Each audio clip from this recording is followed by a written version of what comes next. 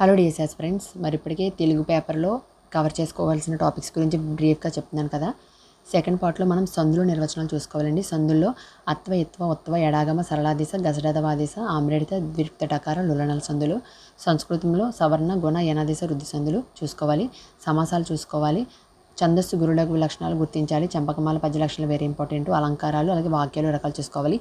ఈ యొక్క పదజాలం భాషాంశాల నుంచి మోర్ దెన్ 15+ బిట్స్ వస్తాయి. ఇవి ఎక్కడ ఉంటాయంటే 8th క్లాస్ టెక్స్ట్ బుక్లో మనం 8th నుంచి అంటే 1 to 8th క్లాస్ టెక్స్ట్ బుక్లో పాఠాల వెనకాల మనకి ఈ యొక్క గ్రామర్ ఉంటుంది. ఈ గ్రామర్ చూసుకుంటే చాలు, ఈ యొక్క బిట్స్ ఈ యొక్క మార్క్స్ మన చేతిలో ఉన్నట్టే.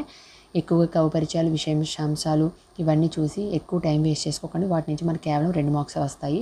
సో ఈ టాపిక్స్ అనేది ఖచ్చితంగా కవర్ చేసుకోవాలి. అలాగే పఠన అవగాహన, అపరిచిత పద్యం అపరిచిత గద్యం నుంచి మరి మనకి 4 మార్క్స్ వస్తాయి. అవి అయితే మాత్రం మనకు డైరెక్ట్గా పెట్టుకోవచ్చు. సో ఇవి మేము ముఖ్యంగా తెలుగు